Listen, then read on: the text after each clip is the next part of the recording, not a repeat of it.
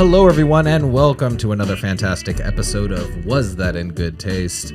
I'm going to be one of your hosts, and my name is Chandler Phillips. And with me, as always, is the other one of your hosts. Just call me James. Oh, yeah. And we got a very special episode for you today titled Nothin' But the Tooth. That's right. I want the tooth, the whole tooth, and nothing but the tooth. I'll take a crown. I'll take a crown. I'll take a root. I don't need all that enamel. That's right. We're talking about dentistry, teeth, and all the associations therein. The last thing I want to hear about.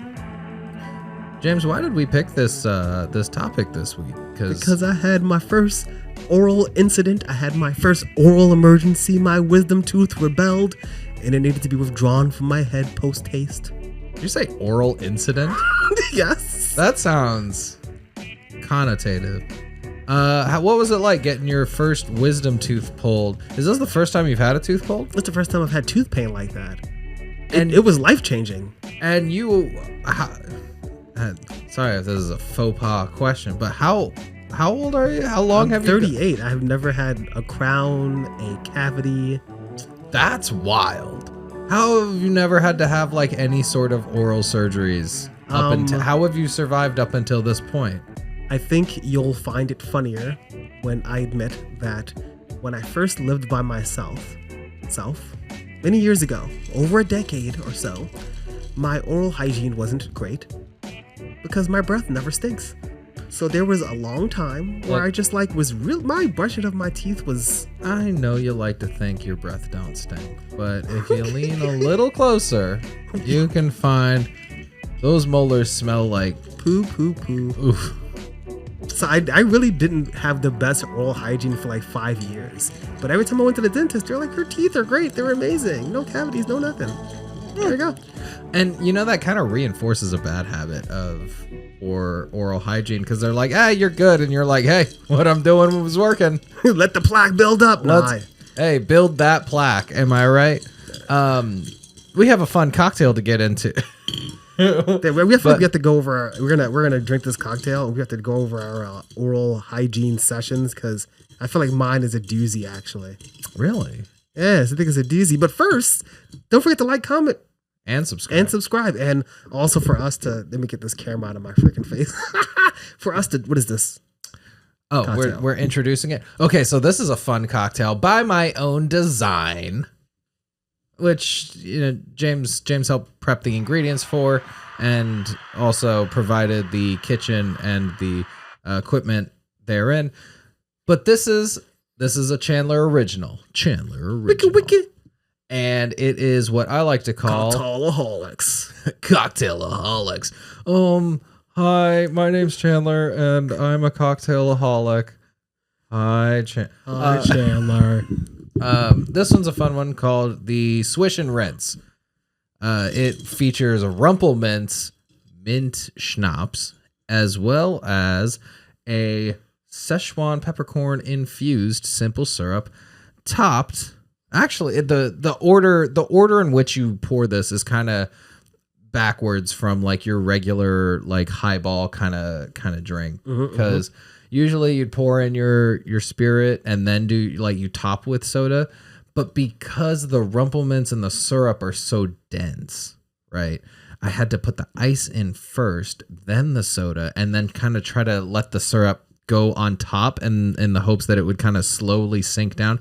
Initially, we tried this in a rocks glass. It didn't taste bad, but it separated just so much. And so I felt like the best way to combat that separation was to throw in a little straw, do a tall glass, a lot of ice, a lot of soda, do a tall straw so that you can stir it vigorously. Because as you know, if you get a wisdom tooth pulled, what you're gonna want to do is immediately start sucking on straws. I was about to say, you gave me a fucking straw. I'm not even supposed to use a straw. Yeah, you're not. You're actually at risk. But also, you didn't get stitches or even have sockets or any sort of graft put in. But my mouth is open and it's still a little bloody. Not a lot, but like a little tiny bit. When I'm allowed to brush my teeth now, like a little small dot. That means I shouldn't drink a straw. I'm actually taking 4 pills, 4 antibiotics take one by mouth 4 times a day. Clindamycin hydroxycap. I'm supposed to take 4 of these a day. You want me to suck on a fucking straw? Yeah, I'm trying to cause your demise and your downfall. I'm also going to take the 4th one with the day with my mouthwash. Oh, interesting. I was waiting. So the idea behind this, the swish and rinse, is it's going to be minty. I kind of wanted it to taste like mouthwash. And the Szechuan peppercorn is known to have like a little bit of a slight tingling, numbing effect to like the gums and the tongue. And so I thought, oh, that'd be kind of like a fun play on like Novocaine, or like just how, you know, scope tends to make your mouth feel a little numb in general. And then the intense 100 proof Rumpelminz schnapps, Rumpelminz brand. This is from Germany, I believe, right? It says it's a German thing. Oh yeah, it's Rumpelminz. Yeah. I didn't know if it was going to be like, no, actually, this one's from Belgium. Peppermint schnapps inspired by centuries of tradition, crafting intensely flavored, high-proof spirits. This 100 proof schnapps delivers an extreme taste experience, both cooling and bracing. Yeah. You know, I've heard that Rumpelminz is the go-to shot for bartenders everywhere. And do you know why, James? Because it's 100 proof and it goes down easy? And it doesn't smell like alcohol on your breath. Oh, shit. Yeah. So think about that next time you need to drive home. Don't drive drunk, ladies and gentlemen. Also, don't not drink schnapps at your job, because I definitely lost a job at a bar for drinking like booze. Well, that's because it wasn't mint. You probably went with something like, I don't know, booze flavored. Yeah. You're like, oh, let me drink this alcohol that smells like alcohol. They caught me being non-sober. Let me put these 3 fingers in a rocks glass and put them under the bar. I wasn't smart at 22. You're fitting 3 fingers into a rocks glass? God damn. 3. Listen, my fingers are kind of slim. Wow. Just touching the glass. What's your assessment? This is absolutely delicious. It reminds me of that blue icy minty candy that just tastes like mint. Also, so here's the thing. I was a little concerned at first about the peppercorns. It's like really hard to get the flavor inside of the simple syrup. So what I did at first is I put them inside of the pan. I toasted them for a few seconds. Then I made the simple syrup. I put them in and I let it sit. But then I realized that wasn't doing anything. So I added some water and I let it simmer to infuse until the color of the simple syrup changed. The flavor of peppercorns, if you don't know, is actually pretty mild. What's distinct about them is that they have this tingly sensation that you wouldn't normally equate with mint, right? It feels like it's distinct, but only because it's tingling without the mint flavor. It actually is presenting in the cocktail, but what it's doing is it's making the mint taste more minty. It's enhancing the mint. It's enhancing the mintiness, that texture in your mouth. That kind of breath freshness. Also, Szechuan peppercorns have been traditionally used as a form of anti-inflammatory when it comes to gum and oral health. So yeah, it's working. I think it's delicious. It's sweet. It's refreshing. This is a mint forward drink, but I'll say this honestly, Chandler. There's 2 aspects of this I like a lot. One, that it's a non-traditional kind of flavor of a cocktail, like a heavily minty cocktail. And 2, that you actually use the Spring Valley natural water, which is a big favorite of mine. The sparkling water. It's naturally. I also think the Grossliner, you saw me drinking that earlier. Yeah. I'm a really high fan of those high TDS, like the amount of total dissolved solids. I like a lot of iron and copper inside of it. It gives it a nice flavor. I was really looking for like a minerally seltzer to go with it. Because what I figured, what the thought process was simplicity. And I was kind of worried it was going to come off a little one note. And it is mint. Like it is a mint, but the minerality of the water and the little bit of body that and just slight little bit of like woodsiness that the peppercorn brings, I think just kind of do their best to really enhance that sharp, crisp mint coming through. Not a lot of bubbles. Not a lot of bubbles, but also not too syrupy. That was my other worry, was that it was going to be too syrupy, because the Rumple Minze itself is a pretty sweet mince. I'm about to give you some praise. This needs to go on the bar. There's a reason for this. I feel like this is a drink that'd be polarizing. People either will not like it or they'll like it. If you are a mint fan, this is good. All it's missing, I think, is it needs a sprig of spearmint. Yeah, it needs more. It needs a garnish. Yeah, and I like spearmint because I think it's a little sweeter than peppermint. I know it's peppermint, but I think having just that little I just like spearmint. I like the way it plays on the nose. It's kind of sweet. It's just sweet. You know what I mean? It's a little less sharp. So I feel like I like the idea of spearmint. Peppermint could work as well. You know what I mean? Have you seen the chocolate mint? I have. I haven't smelled it though. I tried it way back when I was in California, and I gotta say, I think that would be fun. Because it's really just like a slight cocoa to the nose, but it doesn't really taste like it too much. I feel like it needs. I think I would just do like a stronger extraction of the Szechuan, and I would want to pour it from like a pourer bottle while putting the soda in, so that it had, like, if it came from a soda gun at the same time I was doing the syrup in there, that would kick. Yeah, I think that would rock. I'm actually going to take the syrup with some peppercorns, and I'm going to get it into my pressure cooker. Do you think grating it would help too? No, like doing you don't want to. I mean, people do like to consume them, but I think that's a flavor. If you're making a cocktail, especially for like customers, they're not going to like that. It'll be too much. Yeah, I suppose you're right. You know, also the peppercorns, while only a few months old, were a few months old and in a Ziploc bag. You know what I mean? That can also affect like how potent they are. That does affect things. That changes the whole game. Yeah, I think that if this had that peppercorniness that you're looking for, because it's there's a little woodsiness, it's enhancing a little bit. I'm feeling at the end of my tongue, but it's not giving me the full mouth tingle that I think would elevate it from. I think that if we had you came to the bar, there's like some cocktails on the bar, like maybe 3. Then there's like a paper, and on the front side there's like 6 cocktails, and on the back there's like groupings, like, you know, whiskey, Coke, blah blah blah. You know, on the bottom there's soda. On the back, this cocktail will be there, unless it's more peppercorny than to be on the front. And part of the six cocktails, like, because that's the thing that elevates it. This wouldn't be starting lineup, but this would be like a fun, like, kind of keep it around. Unless we add more, we really up the peppercorn. We'd have to up the pepper, and I feel like it needs like one more element to really tie. Oh, I did hit it with the slight absinthe spritz, but I don't really that feel buried. Like they got that, buried. Yeah, that kind of dissipated. Yep. I don't know. It's not discordant. It's in harmony, but it needs a little something to just give it that juice. So that's the problem with mint. Mint is just a very strong flavor, and you can't really pair mint with citrus.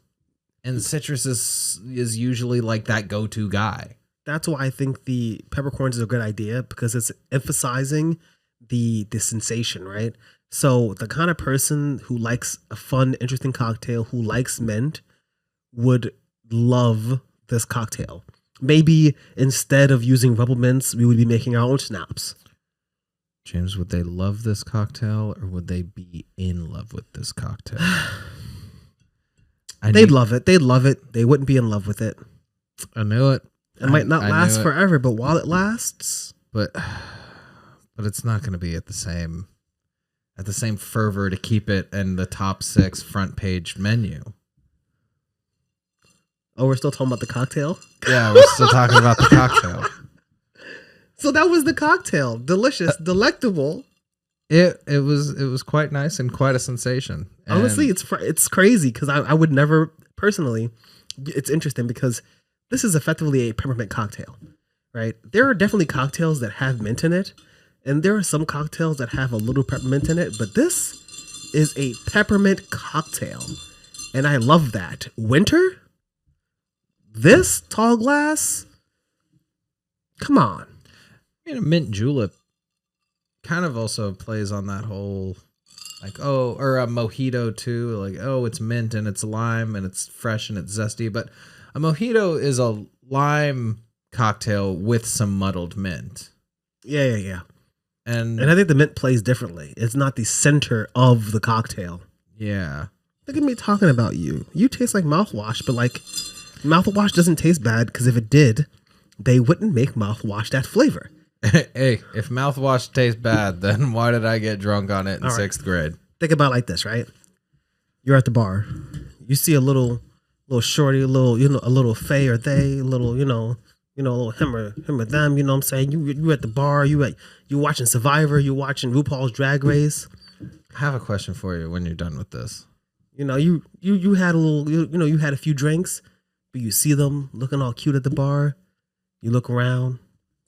No play. You don't want to leave the bar. You have no friends with you. You have no mints in your pocket, no gum. You ask a stranger. No. You order one of these guys. Take a few sips. Walk over.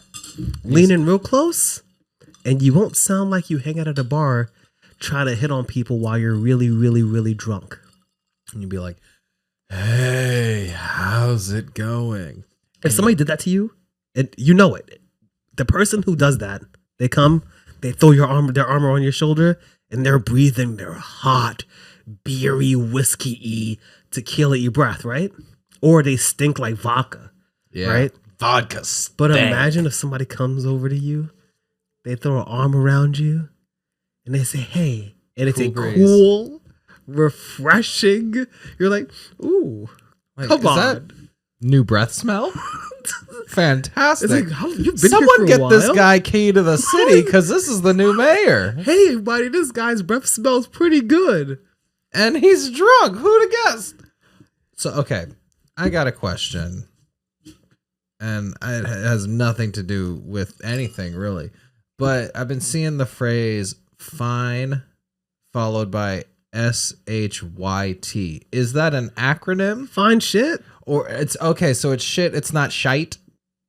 Oh my god. Oh, this is why I'm not Unk, even though I'm fucking like 9 years older than you're Unk. You're like, what is SH? Well, I thought what's LOL? Well, because it could have been like a PYT kind of thing, but it's like sweet, hot, young thing. Like it'd be like an acronym for something. Oh shit! Now I'm wondering if I've been reading. I'm just making up the acronym. Like, because it seems like that might be the thing. But if it's because just calling someone fine shit seems a bit mean, a bit rude. I did just realize that. What is it that I realized? Is it not PY? Is it not PYT? Right? What is it? It's like because that's a pretty young thing. What's the one where it's like usually? Oh, it's damn it! It's P. What is it? Fuck. What is it? Fat ass white girl. What is it? Oh, Pog. What is it? Oh, yeah, PWAG. I literally kept seeing videos of PWAG, and I thought, oh, this is I don't know, fine ass.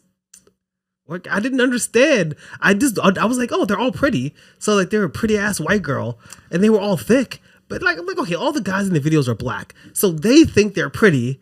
So I'm like, okay, it's pretty ass white girl, but is this white? But then like the ass part would be like ass between ass white, like it's like pretty ass white girl, not a white girl. Fat ass. Yeah, it's white girl. I didn't know that, so maybe I am Unk. I think the Unk is the fat ass white girls you meet along the way. I'm about to say, yeah.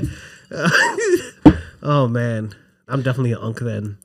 So have you ever had oral surgery? I have had oral surgery. How bad are your teeth so I can feel better about myself? I actually have pretty good teeth. I haven't had braces or nothing. I just got my wisdom teeth out at an appropriate age to get wisdom teeth out. What age is that? 17. Why do you have to get them out? Because they were going to be maybe causing problems, perhaps. Look at this guy getting optional oral surgery. How are you having optional old surgery. You went to the dentist and you're like, well, your wisdom tooth is just coming in, and well, you should come back in 6 months. We'll take care of that. There's wisdom tooth. I had 4 of them. They weren't going to be impacted at all. Yeah, but they were just growing in like normal, and they were like, well, your wisdom teeth, they look pretty good actually. Maybe in 15 years you might have an uncomfortability. So yeah, we'll set a appointment for a few weeks. You'll come in. We'll just take those bad boys out. Yeah, pretty much. Pretty much. Yeah. Okay. They were like, well, look, your teeth are fine right now. If these wisdom teeth come in, they might, cause misalignments, and there was like a laundry list of things that might happen if these teeth came all the way. And they were already what they call tooth eruption, which is where like teeth are like they come out, but it was before the roots had taken hold, and so they were like, look. Them babies are ripe for plucking. It'd be quick and easy. And I also have a very tumultuous relationship with dentists in general. I was what you call a puker as a kid. That's what you were called. Okay. Well, I haven't puked on a dentist in a while. Have come very close. I have a hair trigger of a gag reflex. And so like, as a youth, as a youngin', they would like immediately start with, the fingers and mouth and stuff. And then I just and then I would just vomit. And it'd be like, that's so nasty. It's just one, and then like projectile. Oh. And so then I got good to where I could tap them out. Like I could do the like, hey, whoa, whoa, whoa. Or like, I'll just like, I could clam up a little bit and then make it to the bathroom usually. And that went on until I was like, I don't know, 14, 15 or so. Like, that was bad. And then now I've gotten a lot better at just kind of relaxing my throat while it happens. And just kind of like, what gets me is there's so many sensory things happening in a dentist's office. You could never suck dick. He's like, just couldn't do it. I don't want to say lots never. of stuff is happening. And it's just, it would be a very... They're touching your head and your neck and there's something in your mouth. Ugh. Well, okay. In a dentist's office, one, you got the light that's like right in your face. There's usually like some sort of TV that's like static playing Maury Povich in the background. And like, I don't know about your dental experiences, but there's like a very distinct smell. That's the smell of a hospital. But it's like it's still it's worse. It's the linoleum, it's the latex, and then it's also like it's not a mint in the air, but it's like a certain type of disinfectant. It smells nasty. It fucks with me. And the smell of like, I used to have a dental assistant who had like grape flavored gloves, but they tasted like the type of grape flavor that Mr. Sketch markers smelled like. I've chewed on a pair, I know. Yeah. Like, the gloves or the markers? The gloves. I've chewed on a pair. Okay, you've noshed on it. Like that was a sensory overload, olfactory wise. I had the bright lights, and then the audio is like, then I start kind of hearing that like high pitch, like you just turned the TV off, but it's one of those old TVs. So like the screen is still a little fuzzy. And then all I can think about is how, not only can I not breathe with these fingers in my mouth and being waterboarded by my own saliva, but then now like I have to erupt and I have to like just mass exodus in order to yeah. Meanwhile, the guy that's never had tooth thing, the dentist put the little spacer to keep my mouth open, and he sticks it in. He goes, it's not wide enough. And I go, oh, I'm sorry. Stick it down my throat, and then I open my mouth as wide as possible, and then he shoves his fingers in, and I go, ooh. Me and the dentist, man. Oh man, we were having a good time. Sounds like you were having a great time. I have like no gag reflex. Wow, like zero. Let me say that one more time. You I have no gag reflex. Good for you. That's honestly, that's such a treasure because I don't hate dentists. I hate going to the dentist because of years of trauma where every time I would go to the dentist, it not only meant that I was going to vomit, but also that I was going to just make a fool of myself. It's so embarrassing to the point where, like, in elementary school and middle school, if I knew I had a dentist appointment at the end of the day, I would not eat all day just so, like, I would get a couple dry heaves in before. So you wouldn't embarrass yourself? So that I wouldn't embarrass. I'm like, look, I'm gonna gag. I just don't want to mess. If you were so worried about that, why do you do that for free now? Because that's how we overcome. I'm trying to, my new thing. That's I'm how trying to chirp. I'm a chirper. Come. So yeah, that was a tumultuous relationship that I had with dentists, and I was like known within the because it was like a family dentist thing that I went to, like pretty much up until I was off my parents' insurance. I was like known as the puker. That would be embarrassing. Isn't it so fucking embarrassing? You're like walking in, and you know, the nurse, you see the nurse like very nicely. She goes, "Oh, Chandler." Hey. And then she walks over to the corner where they have the puke bags, you know, that they never really use. They're all dusty. Yep. But they had to order new ones because, you know, Sarah, Chandler's going to be having an appointment on Tuesday. Make sure we stock up on parkas. You know, we just need the ones like how you get at like a Six Flags or something when it's kind of rainy. And it had to be a very scary movie, right? Like you're sitting there, you're in the dentist chair, kind of strapped down because, you know, they stick their hand on your mouth and like projectile like The Exorcist just like shoots out in a stream. Yeah. The dentist is like trying to pull a tooth while a stream of it's in their face. They're just and the only teeth I've ever had pulled was it. Yeah, I had my wisdom teeth taken out, and they put me under for that. And you were telling me you had a similar experience, but like when I woke up as well, I was very lucid, and I was kind of worried that like because of like my early college, late high school drug use, that like the anesthesia might not have the intended effects, or I would be too loopy and like spill the beans on some stuff. And I woke up and so I had gotten there at like 7 a.m. and all they had to do was just give me oxygen, and I went to sleep. Like I was already a sleepy head getting there. They woke me up, and I just kind of like, all right, where are we going? And they shuffled me into the car, and I said, all right, cool. And they were like, how you doing? And I'm like, I got fucking gauze in my mouth. I'm not, you know, A+, but I'm doing. I have to admit my truth now. When I was like unsure if I was going to do the anesthesia or just like going raw. Literally, up until the moment where I'm like signing the papers, where they assume they're going to knock you out. Yeah, they assume it. It's easier for them to knock you out. And I signed the paper, but I knew that even though I signed the paper for my insurance saying that my insurance covers it, I was like, I'm going to tell them that I'm going to stay awake.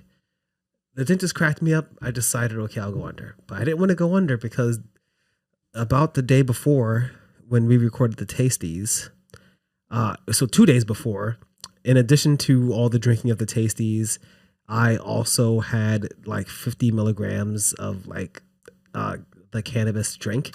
And then when I was on the phone the next day after I'd gotten my referral, the lady goes, do you smoke marijuana? And when was the last time you had any? And I was like, fuck, if I say like a day ago, they're not going to let me get this painful thing out of my mouth. So I said a week. And I know that anesthetic can fuck you up if you've had it within, you know. And I just was freaked out the whole time that I had way too much and that I was going to have a bad fucking time if I went under. I was texting everybody, like texting my mother, this is my phone password. This is my computer. I was like, listen, this is my computer. If this takes me out. I literally was like, just delete my computer. There's nothing on it. Just still like just delete it and keep it. But what's crazy is, so your wisdom tooth, it didn't have a root in, or like it wasn't. I mean, it had a root, but it just. I wish. Wait, I should have bought the picture. Yeah, because like usually the root If will I find like the picture, go into your skull. And that's what's so dangerous about oral surgeries, is that you have so many nerve endings that go around your mandible and down the side of your face and neck, that like when you have to do real intensive oral surgery, that's such a risk. I mean, is like the nerve endings right around there. I'm gonna be real. When I first went to the place I got the referral from, they asked me where it was, and when they did the x-ray of my bottom jaw, because I said it was in the bottom, they didn't see anything. The dentist came in and was like, okay, whatever. And ignored the tech and did another one at the top. And it was my top wisdom tooth. I didn't know where the pain was, because tooth pain, again, I've never had tooth pain, is life-changing. You don't know where the pain is. I thought the pain was in my bottom teeth. I was freaking out for like a week because I thought the 3 bottom teeth were going to fall out, because it felt sensitive on the bottom when I bit. And it wasn't. It was just that literally when I woke up from the anesthesia, I felt like, oh, it's all gone. Because that one wisdom tooth had my entire right side of my mouth. Was it a top or bottom wisdom tooth? It was top. And whoa, that's weird. It's nerves. That's so wild. it's nerves. So like, yeah, it's the top, but it's also the top and the back, which is close to the bottom, and it could have been because it was irritated, right? And it was also a little inflamed, putting pressure on a nerve, right? So like, I couldn't really tell where the pain was because it's all the way in the back of your mouth. The inflammation also fucks you up. That's if I run like my finger down the side of my jaw right here, I can feel eventually I'll hit a nerve that like makes this side of my face go numb. And that's kind of terrifying, but also just a testament to how kind of symbolic teeth are. Teeth are like conceptually, evolutionarily, teeth are fucking wild, dude. They're magical. They're the root. Fuck. I'm not gonna say the womb, the chalice, right? The chalice fill up of life. But like, if there's 2 things, it's the chalice and your mouth, where you consume food. The thing that helps you consume food, your teeth. I'll add one more thing, and the feet. Oh, because you got to walk. Like teeth and feet are just kind of the end roads. Unless you're just of nerve endings. That's ableist. I take it back. You don't need feet. Yeah, you don't need feet, but just like chakra wise, I guess. It's like having feet would help. Like if you're just like road mapping the body, most nerve endings go from the top to the bottom, and those are like the real kind of important nodes along the way. Shin Yun got him. Oh my god. What else was I going to talk about? Oh. There's a few got a question down there at the bottom. So many. But yeah, teeth are interesting. Oh, there's mythology behind There's teeth. mythology, there's folklore, there's like even just like I think one of the things that's kind of interesting about, like, you kind of brought it up, how I got my wisdom teeth removed, even though it wasn't really an imperative surgery. It was more of a preventative thing. But I think that reflects the culture of teeth in America and the culture of dentistry. One, it's wild that dental insurance and health insurance are covered by different things. Like, why do these special bones have to designate different things? But I will say, along with that, dentistry is a specialization of anatomy. Like, people rag on dentists all the time where they're like, oh, you can't hack it as a doctor and be a dentist. It's like, what the fuck do you know about teeth? Huh? What the fuck do you know about, like, do you know how many teeth are in your head right now? Because that used to be like if you were an ancient fucking fuck you government kind of guy, like Elon Musk type in ancient times, and Elon Musk type will come up and be like, I'm the richest man and the smartest man, and I know how to do whatever. And then you'd be like, how many teeth are in your fucking head? And then it'd be like, oh, 1, 2. And you're like, you have to count, you fucking idiot. You can see everything except the one thing that's right below your eyes. Fuck out of here. Give your balls a tug. Fucking dental. Yeah, I'll tell you, I've only been to the dentist like 4 times in my life. Because even when I had good insurance, when I was making the most money I've ever made in my life, didn't cover dental. It's crazy. only that fucking, what is that company? It's like some fucking dental DSP or some shit. All they do is give you a discount. Okay, the only way to get dentist shit is if you have Medicaid. And I didn't have teeth problems when I had Medicaid. Literally, if you don't have Medicaid, you can't get your teeth out. You either need Medicaid or like, though, federal insurance does help with dental. Oh yeah, well, like that's what I was on growing up. Because also here's my the thing. my grandfather gave me this fucking place. The one thing he didn't fucking do was open up a fucking a union credit card. A fucking, what do you call it? A credit union. He didn't fucking get a credit union and put me on it. Damn. Okay, you know what I'm saying? Like, god damn it, he should have put me on his fucking insurance.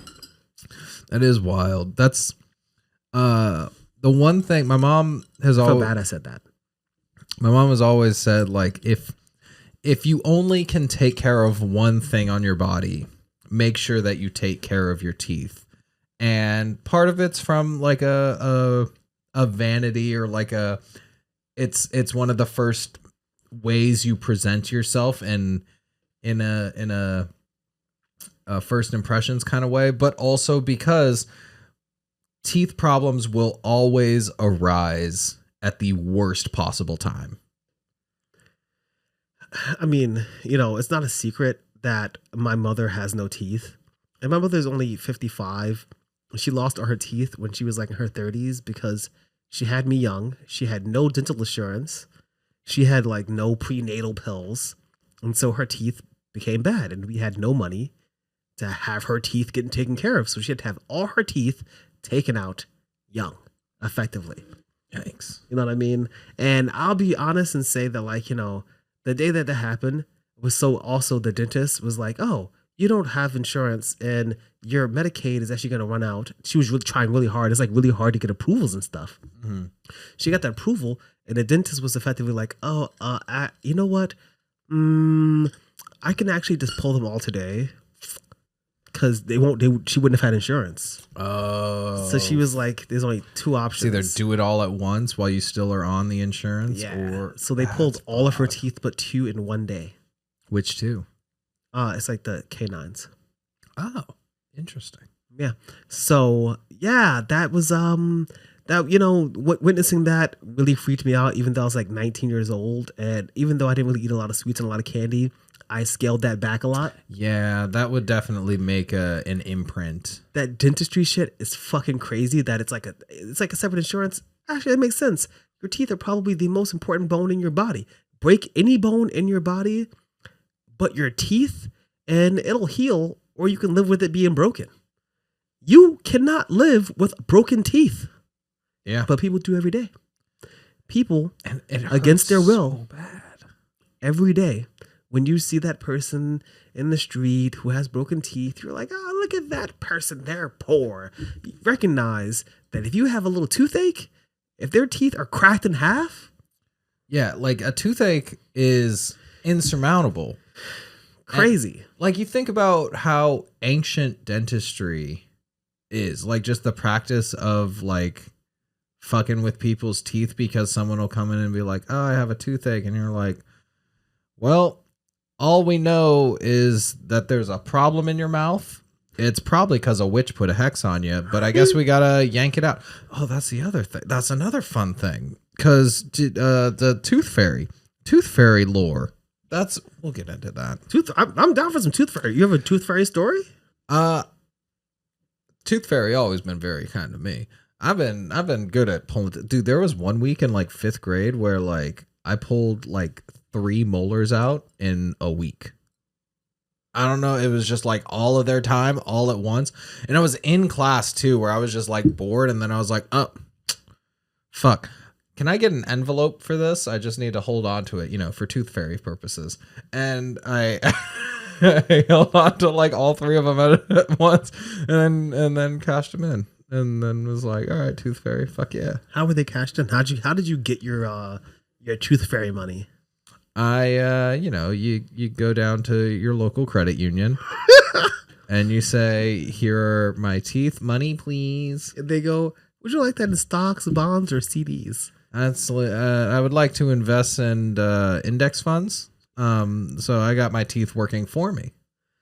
How did you get your teeth? Was it like under your pillow? Yeah, I did the under the pillow thing, and usually would get like $1.50 a tooth.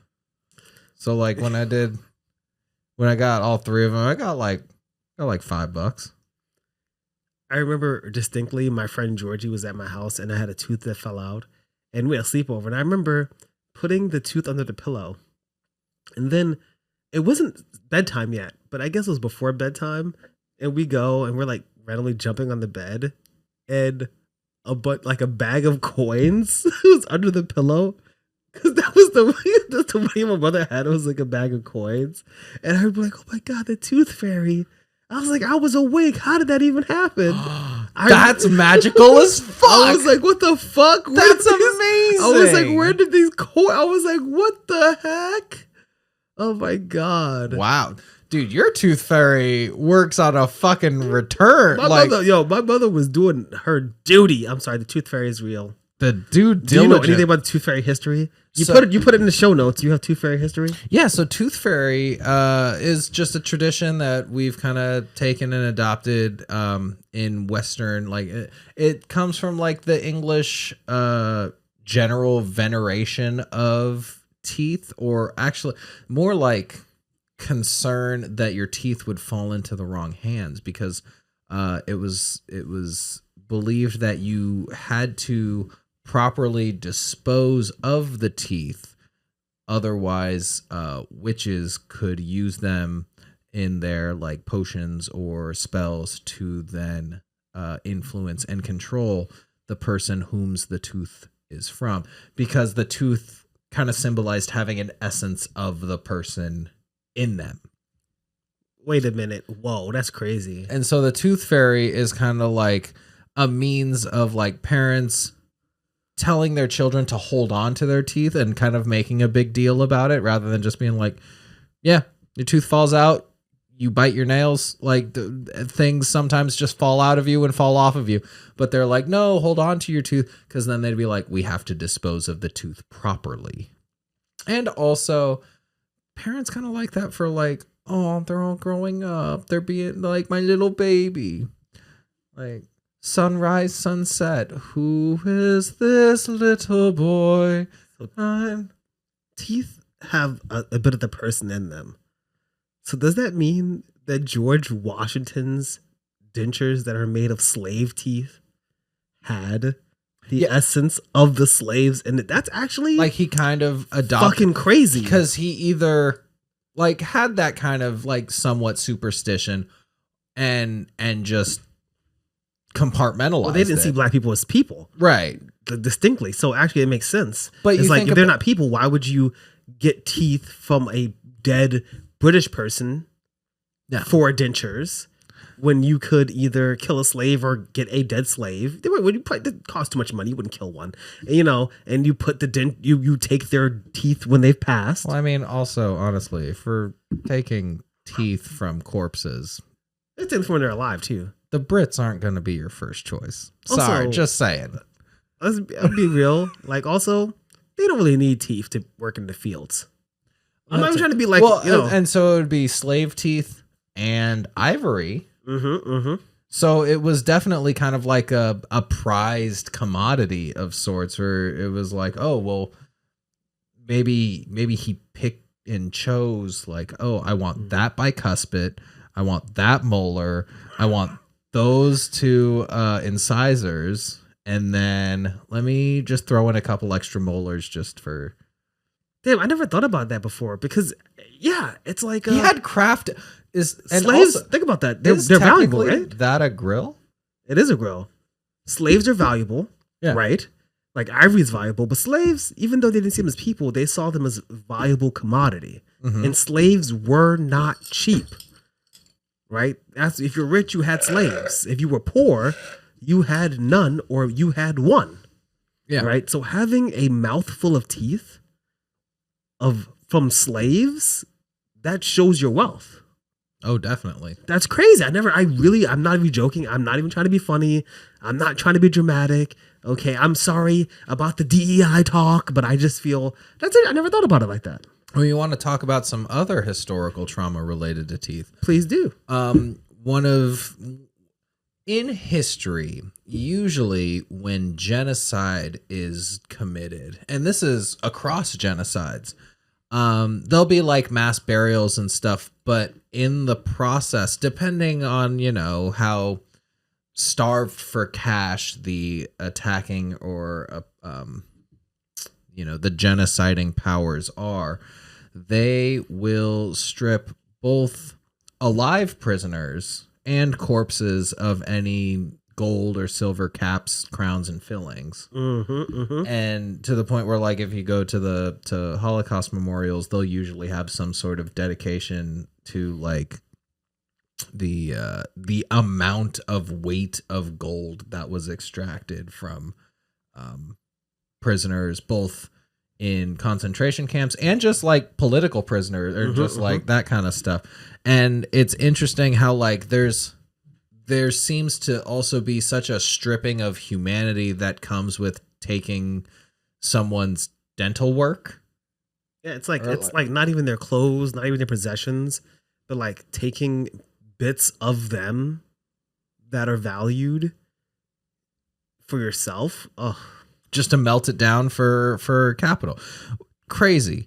And wow. Another interesting tooth related trauma is how tooth pulling, or just like we were talking about how like having cracked or injured or even just like abscessed teeth were used as like methods of inquisition and torture during the medieval ages, to the point where the patron saint Apollonia, or the patron saint of dentistry, Saint Apollonia, was, I think, in the like 13th century, probably earlier. It was something had to do with it was a later thing.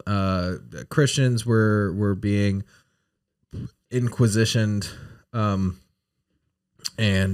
she had been taken as a prisoner for something or other, and they were trying to get her to recant. And part of the torturing process was to bash her teeth in and even just do like one by one extractions. And so the patron saint of dentistry is usually seen with a tooth to symbolize the both the health and wellness of teeth and the ache and pain with their destruction, which funny enough ties back into the Spanish tooth fairy, who is Ratoncito de Perez, and the Italian variation, which directly references Saint Apollonia in there. I don't have the exact translation, but in Spain and other Hispanic countries, their tooth fairy is just a little mouse who comes up and takes your tooth. And playful, a little playful, a little ratatouille that comes in and takes it, or a little ratatouille. Damn, holy! That's the things about tooths. It's interesting, and that's why I'm so frustrated about dental care and dental insurance. Is that your teeth are like the most important part of probably a person. Again, because lose a hand. You can I'm not trying to be ableist, but like if you lose your limbs, you could like function. You can just regenerate that. But actually, imagine not having teeth and not having the money to get dentures. That would be, because I mean, teeth is also how you survive. Absolutely, for humans, especially like you can't really it's weird how specialized teeth are as a survival thing. Like, it's certain parts of our anatomy are so institution.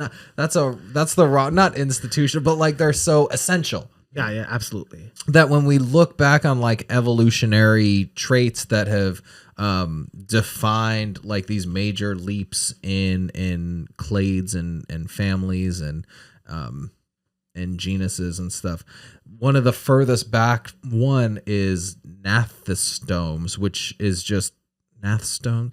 It starts with a G, but has like the GN thing going. Basically, it just means that they got jaws. And if you have jaws, usually you have teeth. And that's like, that was a major step in just the evolution of life. And so many things have teeth that are specialized. Like the rest of their body is kind of built around teeth that they have. It's also weird to think about how, like, if you think about life as like a game of Spawn or something, like, you have some animals that just were like, we're gonna put all of our stat points in mouth.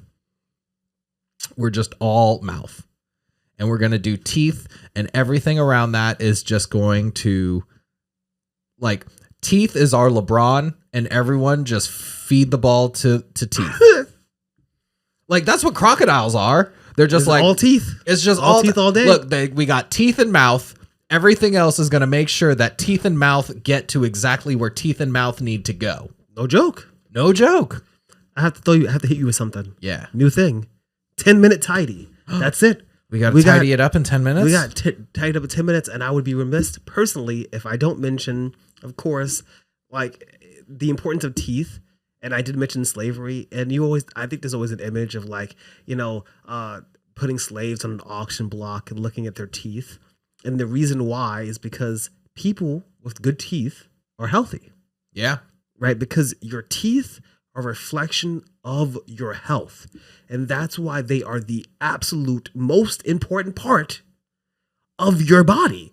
You know, that's actually where the phrase "never look a gift horse in the mouth" comes from. Oh my fucking God. Because, like, if you get a horse now as a gift, I got scared. To look it in the mouth means like you're checking its teeth to see how healthy it is, and the person who's gifting you the horse would be like, why the fuck do you care how healthy it is? It's a free horse. Just take the free fucking horse. I'm giving you a horse. How are you looking at the free? How are you going to be looking at its teeth and be like, I don't know, is it a good enough free horse? Obviously, because if it has a health issue, then I'm going to have to spend labor and time. Exactly. So the entire phrase is just a way to try to convince you to ignore oral hygiene.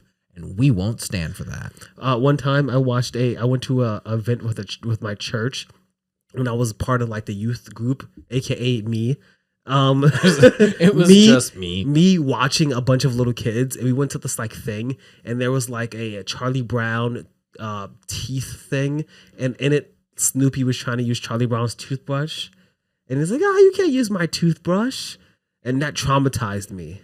You probably shouldn't want to do that, but like literally one time I was in a bathroom with a model. I had literally stayed at some random woman's house who's like a model, and her and her friends were like wilding, but she like, whatever, we were asleep or whatever, we wake up in the morning, I really went to brush my teeth. She's like gorgeous. She's like there. She, she's there in like a bodice, whatever, standing there looking cute in the mirror. She brushes her teeth. She rinses it. And she goes to hand me the toothbrush, and I just look at it. I just look at it like I don't want to put that in my mouth. Oh yeah, man. I'm good. And she was like, "Do you have a mint? No, I'm not even gonna lie. Maybe a chew stick." I'm not gonna lie. I'm not gonna say never happened, but it didn't happen again because I just don't want to with really bad breath, and I just was not doing that. I was not putting that effectively stranger's toothbrush in my mouth. That's kind of that's a boundary. That's how many more minutes do we have to tidy up? Like 7. Okay, one more fun fact. Ooh. Toothpaste predates toothbrushes. Makes sense. Make it make sense. Because I'm not a Luddite, and I know because I used to chew sticks from Africa when I lived in Harlem in the 90s, and you would go and you would spend 15 cents on chew sticks, which are a tooth brushing thing. You chew them, and it helps your teeth, and it makes your teeth clean. And there are other sticks, they take them, and they like shave them, and they're like little fibers, and they use them to brush their teeth long before toothbrushes. And if I'm correct, people used to use toothpaste, and they would just put it in their mouth and they would just rub it in their teeth. Okay, so the toothpaste predates chew sticks as well, or at least like archaeological evidence of chew People were sticks. chewing what? Okay, I'll accept it. Like as like a popular thing, like In Africa. Yeah, this is in like Oh. in Egypt. Oh, People. Okay, so people were using like combinations. It would be like eggshell, calcium, and something else that was like eggshell, calcium, some sort of like a rudimentary baking soda, and pumice into like a ground up paste, and they were doing that, and they were brushing, they were just like rubbing that on their teeth. They would rinse and swish with that. And then people started like kind of catching on to chew sticks as like a commodity.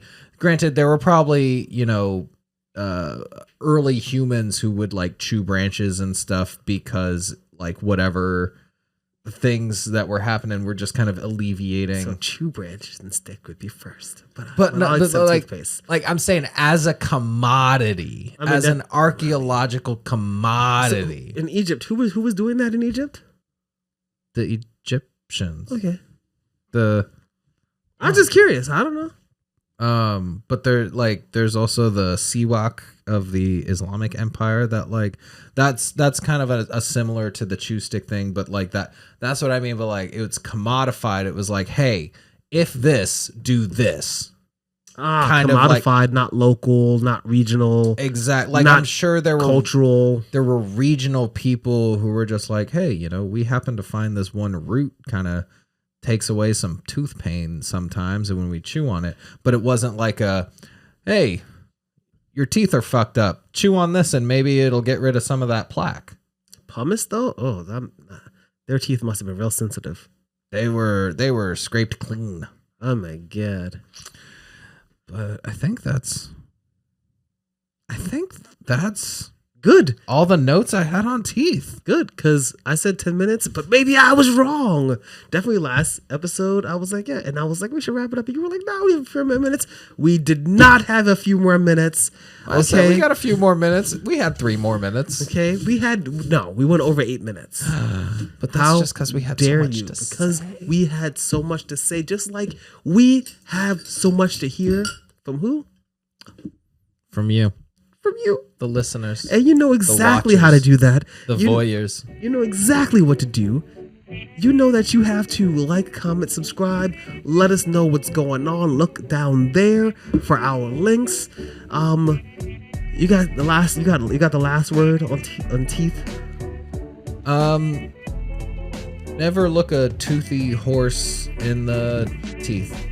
I still have 3 more wisdom teeth, and I just want them out, but I don't have fucking insurance to just take them out even though nothing's wrong with them, and I just don't like the fact that I'm gonna have to wait until I'm in fucking agony for someone takes them out of my fucking head.